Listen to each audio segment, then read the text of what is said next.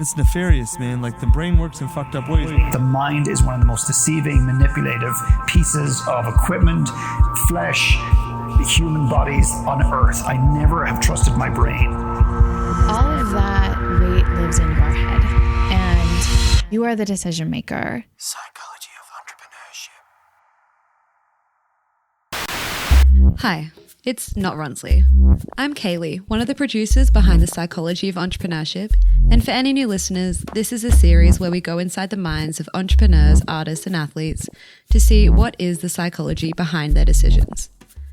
Today we're going to do something a bit different. We're going to be revisiting Volume 1 of this series, where Ronsley had a conversation with the amazing Philip McKernan. A lot has happened since this volume came out, and parts of the conversation have been brought up through other volumes to back up what our guests have been saying. So, we thought it would be interesting to rebroadcast this volume and pull in parts from other volumes to see how everything ties in together. Kind of like Inception, but a podcast version. I think. I can't remember the point of that movie. But anyway, let's jump right into the minds of these entrepreneurs and see how the thought patterns behind their decisions connect. Psychology of Entrepreneurship.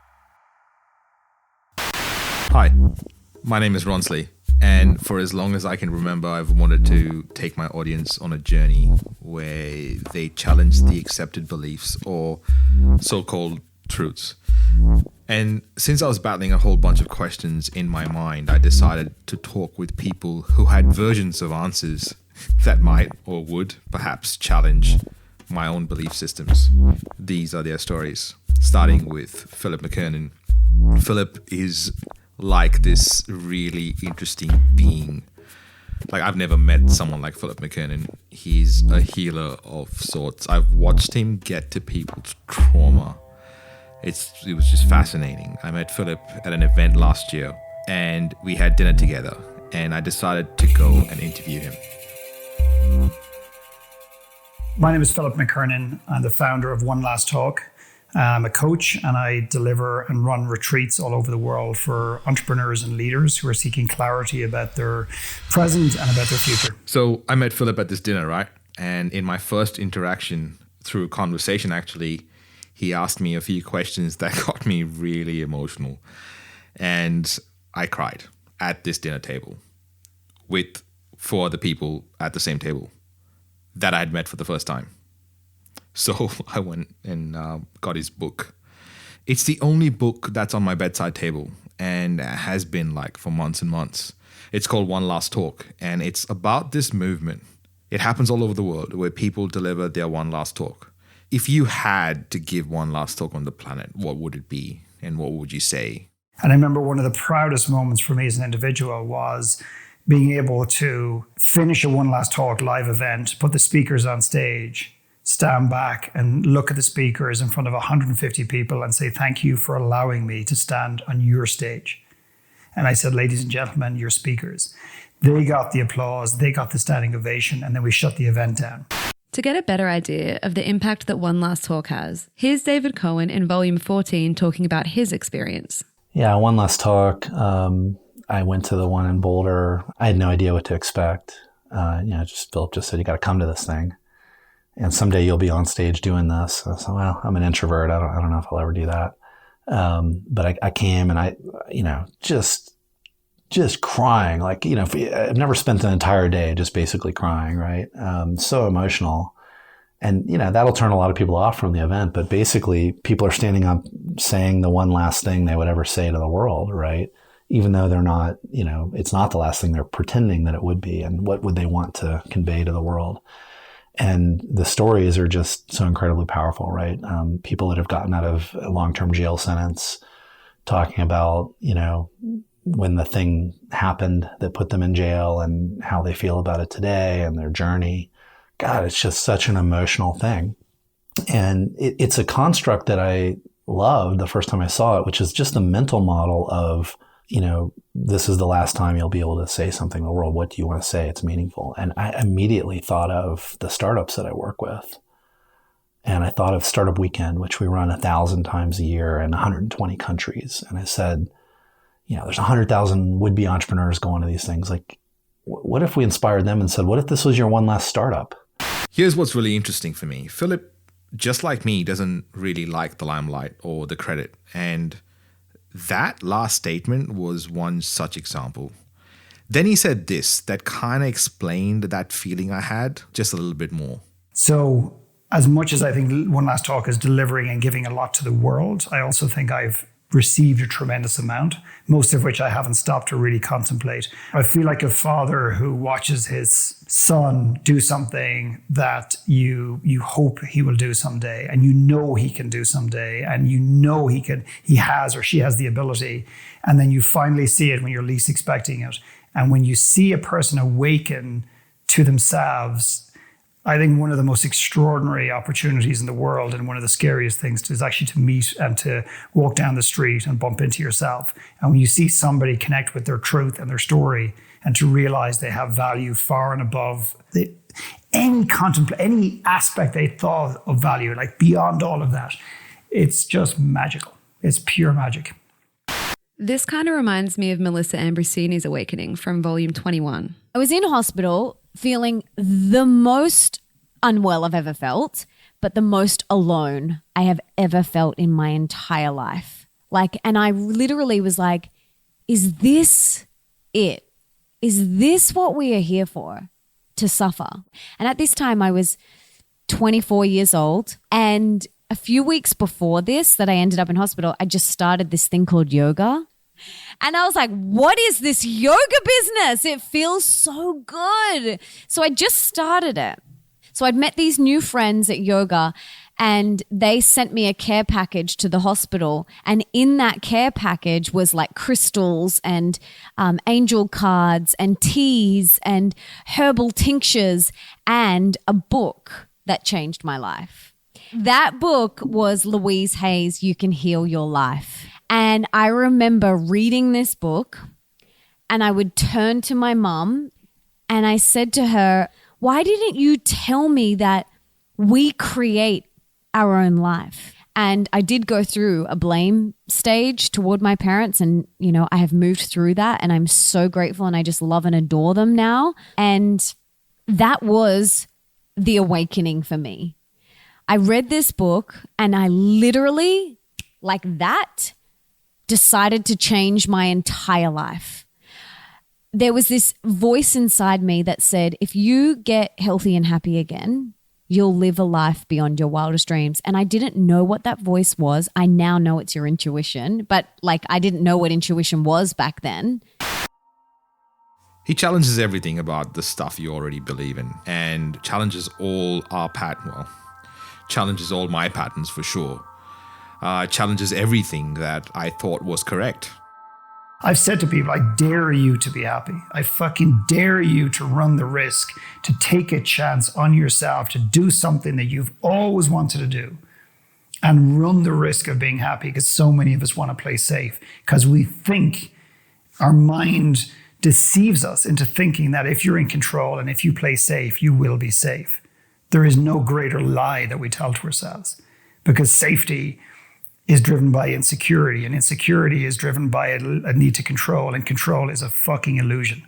It does not exist, has not existed, and yet we live in a world that so many people are trying to control themselves, other people, the outcome, and there's this obsessive needing to know. And I always say that this needing to know prevents you from ever truly knowing. James Whitaker had an interesting perspective on this in volume 24, when we talked about how it can be hard for entrepreneurs to enjoy the climb to the top of the mountain. How that manifests in the short term is extreme frustration for anything like that. If anything I feel is not absolutely perfect, like if I have a sip of coffee and it spills, if anything happens, like if I'm doing something when I'm cooking and it's not perfect, and I'm not Gordon Ramsay. This is, as you said, especially where you don't have a measurable benchmark of what is success when you're hunting for perfection. I think it can make it even worse. Why do we set these unobtainable standards of perfection in a way that we can't measure it? And sometimes even having that measuring component can be bad, because we feel a bad self-esteem, bad self-worth as we're doing these things. For me, growing up, I was trained to think that every moment that I was not doing stuff, that I was not being productive. I just felt like It was always more, more, more. So I kind of wanted to get his perspective on what it was like to be an entrepreneur in today's day and age. Because I just felt guilty every time I was not doing something, and that was just not sustainable.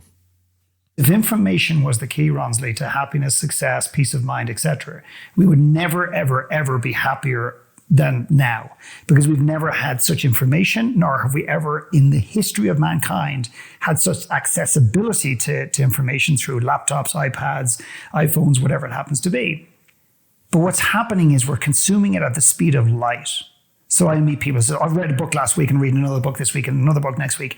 And I go, great, but what slow down, like what book? I read this book last week, changed my life. Great, how? Oh, it just changed my life. And I hear that. How? And I'm not saying there's no information on books. You've written books, I've written books, I'm going to write more books.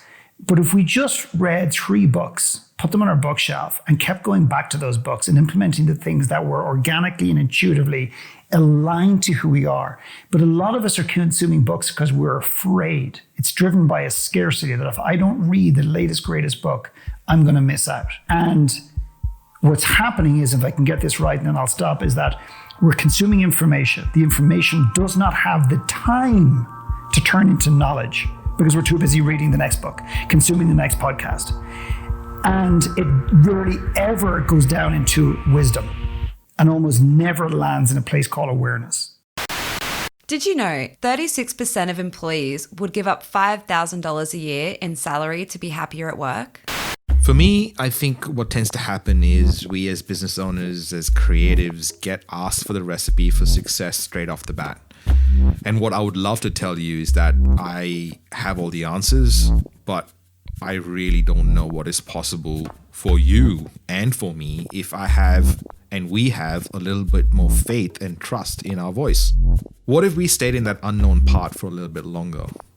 I know that every time I've stayed in that unknown, the creative part of me made my creative side even more creative. I get asked about the most pain-free way to add a podcast to one's business, almost as though a podcast will fix it all. I know the steps, we've performed the steps, we've gotten the results, they are repeatable. But if the ingredients going in aren't considered, then the best recipes are quite useless, aren't they? We usually feel the issue is one thing when it is actually something entirely different. 99.9% of clients that come to me for clarity about X, it's nothing to fucking do with X. It's always to do with Y. X is the byproduct of something deeper. The question the people are asking you, and I'm only speculating because I don't know, how can I be that? How can I be that attractive beacon? How can I get the sandwich? How can I get the luck? One of my best friends in Ireland, Jeff, said, "You're the luckiest guy I've ever met." The luckiest guy I've ever met. Just put you in a car, you'll win the race. Do this, put you in a shop with no clothes, someone will hand you a jacket. And it's so interesting that we're asking the wrong questions. So many of us are seeking for truth in the wrong places and we're not asking the right questions because we're afraid to. So what are the right questions? UJ Ramdas gave us his opinion on what the right questions are back in volume 19. No, I'm just asking questions because I try to figure out what is happening. Like, let's see where we're at. What is the foundation? Is the foundation strong? Is it weak? Can we strengthen the foundation? Is there value there? I'm trying to find out where the value is. Right? Where's the value? Like, because building on the foundation makes no sense if the foundation is not strong. But strengthening the foundation can be very valuable if it's not strong. If something we can agree on. So I just have a sincere seeking for truth in everything. So I like to separate the bullshit. I'll do this a lot sometimes in my conversations because it's almost like I'm trying to pull away the bullshit so we can get to some fundamental stuff. So if luck has got nothing to do with it, and if I'm asking the wrong questions, why is my brain coming up with these questions in the first place? And why is my brain looking for those answers in the wrong places? The brain is designed to protect us. I tell you right now, I don't get this left-right brain, the front lobe, the cortex. I don't know one iota about that stuff. And I find that if I get drawn into that detailed complexity, it's not who I am. All I can tell you is the mind is one of the most deceiving, manipulative pieces of equipment, flesh, human bodies on earth. I never have trusted my brain. And unfortunately, I did trust my brain way too much, and it brought me down all sorts of paths. It creates paranoia, second guessing, everything else, and it's powerful. Don't get me wrong. I'm not arguing its power. And some people say we use 3%. Some people say we use 10% of our brain. God love us if we ever figure out a way to use 50% of our brain. We will become mechanical and machine-like, which is already happening in the world. That is who we are becoming. We are becoming machine-like. Official estimates show that 15% of the adult population will experience depression at some point in their lifetime. Before Kelly popped in with that depressing stat about depression, I remembered having conversations on my first podcast about connection and connecting over food. There's a study done by Monash University here in Australia that says that there's 0 occurrences of adolescent depression if the family eats together at least once a week. The power of connection is one that we are not paying attention to. The disconnection is making us machine-like. I've been asked about scaling my business very often from other entrepreneurial friends. And to be honest, I live on the dichotomy of whether to scale or not my business. But like scaling, the world faces bigger challenges, I suppose, like global warming, right? And the catastrophe that the greatest challenge the world is facing today is not global warming. It is not mass population that might lead to starvation. It is not Donald Trump. It is not those things. It's the fact that we are becoming so disconnected and we're forgetting how to feel, and society doesn't reward us with emotion. It rewards us based on intellect and what is perceived as to be successful. And a lot of us are focusing and obsessing about living in the now. I don't want to fucking live in the now if my now is shit. In volume 28, Mark Goulston gives a further explanation about being disconnected, or in his words, despaired. I wrote this blog called Why People Kill Themselves, It's Not Depression.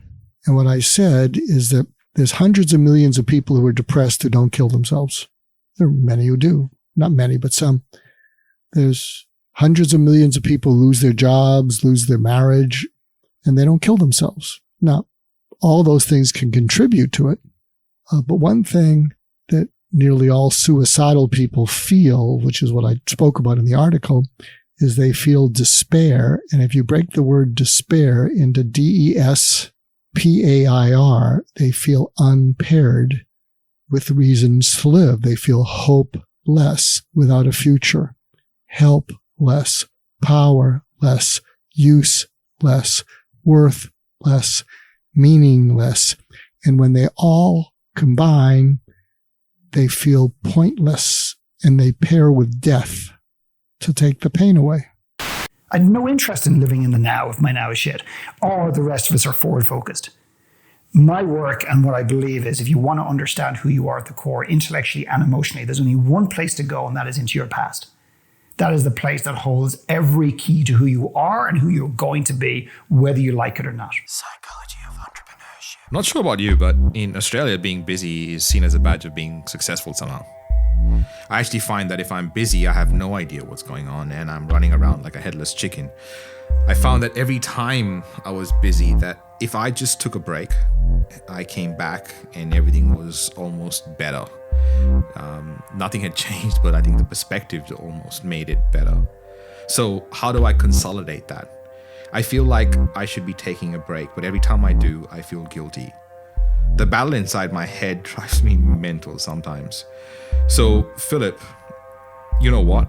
I've just realized that I've kept myself busy going from one project to the next. Thoughts? And anyone who's super busy, anyone who's filling their lives, every inch of their lives, is running from something. All I'm asking you to do is to consider stopping and turning about. Because you will not be able to outrun that. It will eventually catch up with you, and it will manifest itself physically, mentally, or emotionally, and it will come out. And that is selfish, particularly when you choose to bring children into this world, when you choose to be a leader. I believe that we have a moral obligation to work on the shit that we're afraid to work on, because whether we like it or not, we're bundling it up, we're packaging it, we're putting a beautiful red bow in it, and we're passing it to the next generation. This theme of leaving the world in a better place than you found it has been a common theme throughout the conversations that we've had with the guests on this series. In volume 14, David Cohen had this to say about what drives him. I believe you get a short period of time and that's it. And so, do something good with your time here. But it's back to human relationships, right? If you can leave the world a little bit better than you found it, that's sort of all you can ask of anyone, right? You know, when people say, why did you create Techstars? What I usually say is, you know, because I believe that entrepreneurs make the world a better place. I believe that innovations make the world a better place. And in Volume 2, Dr. Sherry Walling gave this advice to listeners when talking about burnout among entrepreneurs.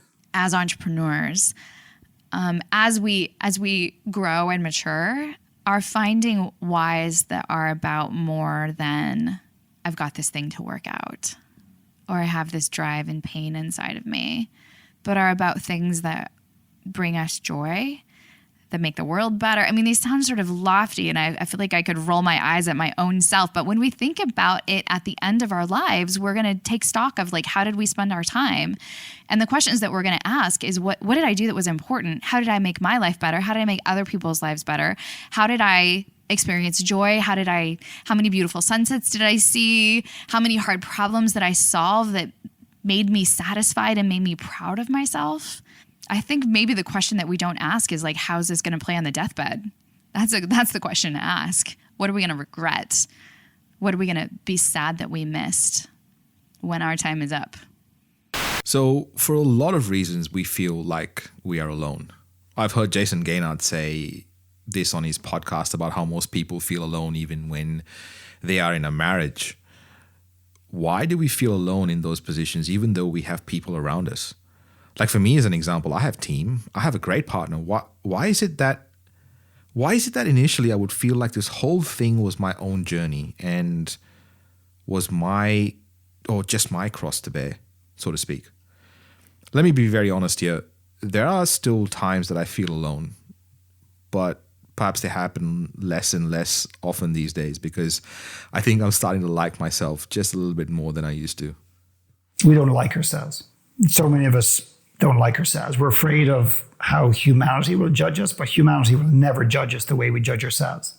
So we spend so much time and energy looking good on the outside, pretending we're happy on Facebook every single day.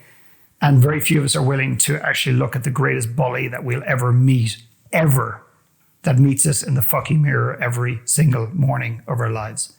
And if we can deal with that one thing, if we could just deal with that one bully, everything else will look after itself. Because I believe to my core that we give ourselves what we feel we deserve. And when you wake up in the morning, you've got the greatest vision board on earth. And you look at that and you stare at that and you tell yourself you deserve it. And you use mantras to try and bullshit your brain that you're going to achieve this. Leaving aside the challenge that most people create goals and want to achieve things that are not belong to themselves. That's a whole other conversation. But leaving that aside, you tell yourself you want something, money, a yacht, a relationship, love, sex, whatever it happens to be. But every step you take out of that bed into the universe, into the world, you're seeking to validate how you feel about yourself. So what ends up happening is sabotage starts to appear. So you want the money, you want the success, but you make decisions that look almost polar opposite to what you want. And then you go, I'm a fucking idiot. How can you make that mistake, you stupid idiot? And think about the energetic nature and how you speak about yourself, and the disdain that humanity has for themselves is just the saddest thing. And I'm emotional because I've experienced it myself. I was the cruelest person on earth to myself, and I see it every single day, and it's a fucking tragedy. And yet so many of us are so deeply lonely, which is a pandemic in the world. And we're lonely because we're waiting for Mr. Right and Mrs. Right, and yet we don't have any really, many of us don't have a real quality relationship with ourselves, which I think is sad. So in the actual interview, when Philip said the line about, I'm a fucking idiot. How can you make that mistake, you stupid idiot? I got really emotional because I could hear myself talk to myself exactly that way. When I failed, I beat myself up badly because I just couldn't handle the failure. I would just keep going from one thing to the other. Even if I achieved something, I was just not happy. I climbed the mountain. They don't use that terminology. They say, I built the business, I've got the family, I'm not happy. And what they don't ask is, typically they're not curious about, hey, I'm just wondering, what did I miss? They're not curious about that. They're too busy judging the shit out of themselves, which builds on the previous point that I made. is that they're going, what's wrong with me? My business is worth $10 million. I've got my car. I've got the wife. I've got the husband. I've got the kids. Everything should be awesome, but it's not. And we don't have a place in society for that, because we're going to conferences where we feel that we have to keep up a strong upper lip, and we have to play it out. And I think on a very basic level, we've put way too much of our identity has been tied into, what we do as opposed to who we are. And I feel that as long as we continue to move through this earth, adoring gods, putting gurus on pedestals, entrepreneurs on pedestals, people who do, think about the heroes that we have. I mean, so many entrepreneurs want to be Steve Jobs. Good luck. I have no interest on earth of being Steve Jobs. And I go, why do you want to be Steve Jobs? Well, look what he did. Yeah, exactly, look what he did. So socially and personally, his life was a complete mess. He had very destructive relationships, and he wasn't very nice to people, okay? Then you say, okay, but on a business level, McKernan, look what he built. Look what he designed. Yeah, he designed the iPhone. Arguably, in history, when we look back at certain data points in history, we could look back and say that was the tool that disconnected us more than anything else in the history of humanity. Yet you want to be the next Steve Jobs. Good luck with that. And then I often say to him, by the way, just one quick little question. Why? Why do you want to be Steve Jobs? What would it be like to be fucking you? When we come back from the break, Philip tells us about the biggest bully you'll ever meet.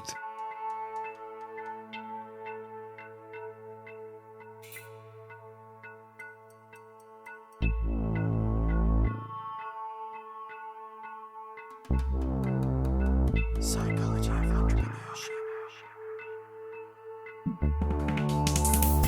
The main objective of this audio project is to bring together entrepreneurs and creatives who share similar values so that they can find the courage to put out their authentic voice for the right people to hear, which allows for them to make their impact on the world. Every great movement started with a memorable speech. For access to full-length interviews, go to psychologyofentrepreneurship.com and click the button. Research from 2011 suggests that approximately 70% of people will experience at least one episode of imposter syndrome in their lives. I read this on a Facebook post recently. In a society that makes you conform to all sorts of structures, standing out and being yourself is a rebellious act. There has never been a better time for you to be yourself. I did a test one day and I took a book. I have your book here in my hand. I took a book and I wrapped it in plate paper and no one could see it. And I said, here's a book. And I put it in the middle of the room in front of 20 very smart entrepreneurs in this world. And I said, now, just before anyone grabs the book, in the book, it's going to teach you how to make money and build a business. But it's written by a guy who, in my personal opinion and the opinion of many, is way out of integrity. In other words, he's done stuff to get to the top that is not really in alignment, and one could say socially out of alignment and out of integrity to get there. Who wants the book? One guy put his hand up and says, absolutely. And I said, so what about all the negativity associated with it? He goes, yeah, but if I can get one nugget out of it, that's a win for me. And I get the logic. But I find that when you take that one nugget, you're taking the energy of the negative nuggets with it. So when someone wants to be Steve Jobs, did you live with Steve Jobs? Do you know what? No. But before you go down there, no, I want to remain the way I am in my personal life. I just want his business success and acumen. You can't have one without the other. It does not work. I have to say that when I started my entrepreneurial journey, I used to think just like that, in a way. I used to idolize certain people for their character because I wanted to be true to my values. And I really wanted to stand by those values when those values were being challenged. But then I realized how important it was for me to challenge what my values were and what I believed in the first place. Because for the longest time, I believed different things about myself because that was just what was repeated most often while I was growing up. Or maybe that was just what I remembered from all the stuff being said while I was growing up. What did I truly believe in? And how do I be open to be challenged so that I could refine my argument as to what I believed in? Or change my stance. Easy to say, difficult to do. Because of all this disconnection, primarily through our phone, funnily enough, the most connected of devices ever, I get carried away with what social media shows me about what other people are up to. This makes me not use my most useful muscle of all, my intuition. But we've heard everyone tell us to trust our gut or our intuition. This is Stanislav Petrov, born September 7th, 1939, and passed on the 19th of May, 2017. Want to know how he single-handedly saved the world from nuclear war? Stanislav Petrov is the Russian who is now an older man and is now being credited for preventing a world war. And yet, if this ever goes published, this particular piece of this interview, most people will never know who he is. Mm-hmm. He was sitting at the most sophisticated piece of technology on Earth that was designed as an early detection unit for missiles, warheads coming primarily from the United States. This was, I believe, the early 80s when tensions between Russia and America were pretty high. Don't quote me on that, but I think it was the early 80s. And at some hour in the morning, the lights go off, there's a nuke, and it's on its way to Russia. Followed in 4 or 5 minutes by at least 3 or 4 other nukes, and they're heading for Russia. His remit and his job description, his instructions, his orders, crystal clear. When he detects this, he makes one phone call to whatever general, validates that the machine is correct, and then they choose whether they're going to retaliate before the missiles actually hit and wipe them out. And he didn't make the phone call.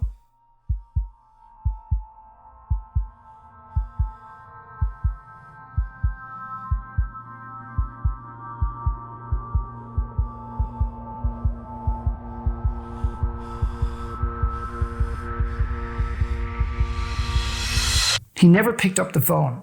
He back-checked, he looked at everything, looked at the system. The system was operating perfectly.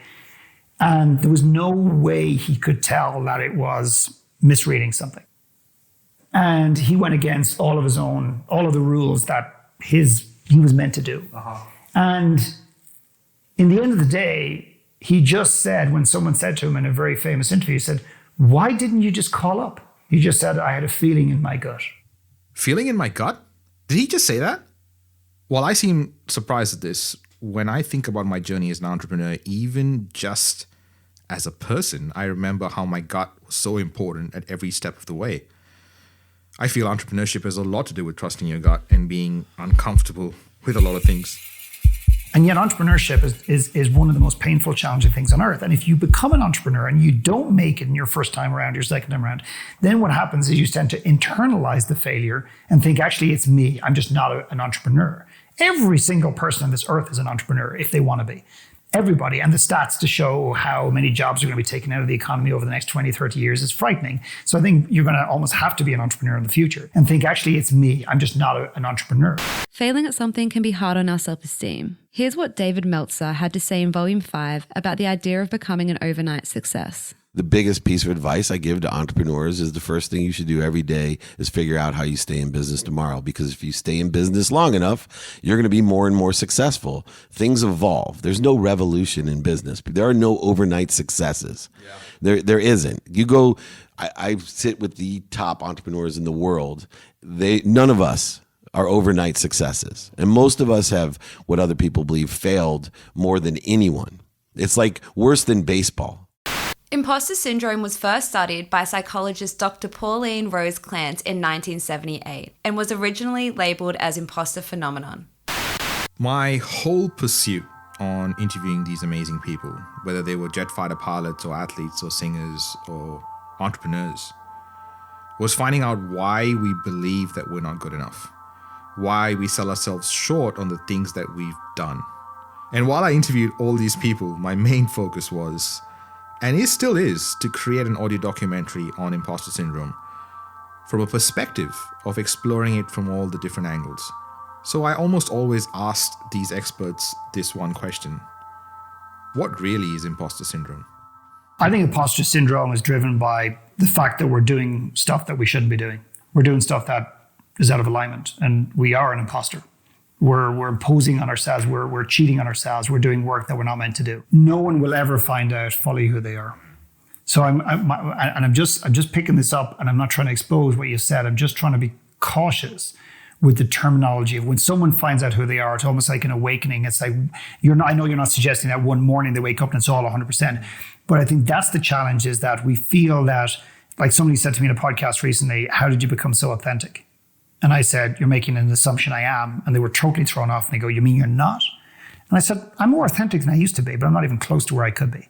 And we have to assume every day that we don't have the awareness that we do, that we're not as authentic as we think we are, that we're not even as close as the essence of who we are showing up every day than we can be. So I'm concerned about just saying that when someone finds out who they are, what I would like to consider is when they begin to understand who they are. Because what I see is we want to go from the riverbank on this side to the riverbank on the other side, which is the greatest expression of who we are, and everything around us emulates from the essence of who we are, and now that our newfound truth. That is a leap too far. It is not possible. Intellectually, yes. Emotionally, no. What I'm suggesting is begin to uncover who you are and take the first stepping stone, take the second stepping stone, take the third stepping stone. And who knows, you may arrive in that bank one day, you may not. But I can tell you one thing, you'll be a hell of a lot closer. I do not have imposter syndrome in my life right now. I do not feel like an imposter. I feel like I am showing up as aligned as and I've never said this before, by the way. And I'm sitting here and I go back to the comment I said, the last thing on earth I could be or should be doing is what I'm doing now. I'm relating that to when I was 14 years old, sitting in a classroom, dyslexic and feeling like a piece of shit and hating who I was, hating the essence of who I was. I spent the next 20 years or so trying to be anything but Philip McKernan. And now I'm going to spend the rest of my life being nothing other than Philip McKernan. Whatever the fuck that even means, I still don't fully know.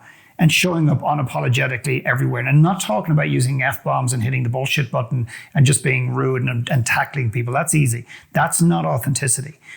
And the more I am myself, with my wife, with my children, and with my clients, the more success I'm getting, the more peace of mind I'm getting. I do not have imposter syndrome in my life right now.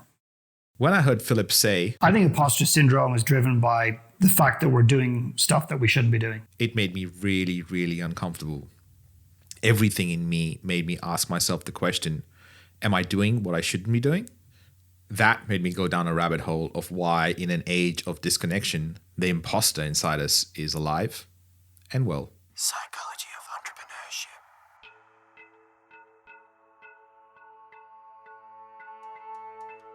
We hope you enjoyed this volume of Psychology of Entrepreneurship. Next week, we'll be revisiting Volume 2, where Ronsley talks to Dr. Sherry Walling about the psychology behind imposter syndrome and burnout. So my name is Dr. Sherry Walling, and I am a clinical psychologist, but I work in the world of entrepreneur mental health. Great science also has an element of art because it's great thinking, and great thinking is creative.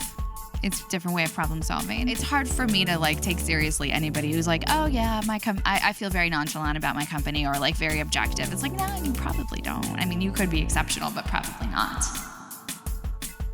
If you enjoyed this kind of volume, let us know and we'll keep them coming. But until then, we'll see you next week. Psychology of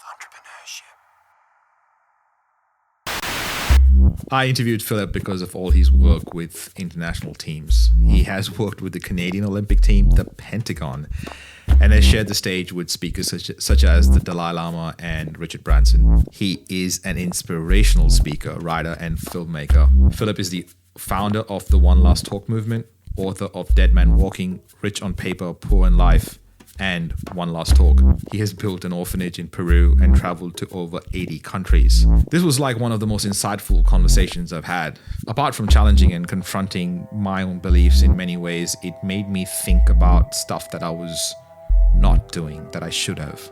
I can't even wait for you to listen to the second interview, because I then spent 2 days with Philip and interviewed him again after those 2 days. And it was a very different conversation. I'm pretty sure I cried as well. You will see a trend here. Well, the next episodes in this series, we're going to explore basically what it's like to be in the mind of performers, artists, creatives, entrepreneurs, athletes. Why certain people like jet fighter pilots, for example, don't have imposter syndrome when they're up in the air, because in that scenario, it's like a question of life or death. Psychology of Entrepreneurship. This is a Must Amplify production. Special thanks to every guest expert that has appeared on the show. Voiceovers, editing, and sound design by Kaylee Bonnyman. Guest research and content by Claire Gould and Corinne Castles. Project managed by Kaylee Bonnyman. Produced and hosted by me, Ronsley Vaz. For more episodes and where to listen, go to mustamplify.com/POE. Hey, it's Kaylee from Must Amplify. I'm the sound engineer for this volume of Psychology of Entrepreneurship. I'm part of the team that made this production come alive. I work as a part of a global team with our studios based in West End, Brisbane, Australia. If you would like a podcasting checklist, email me at kaylee@amplifyagency.media. That's KAILI@amplifyagency.media. We specialize in finding your voice and making sure it's heard by the right people. If you are considering whether a podcast is a good idea for your business, check out our other show on shouldistartapodcast.com.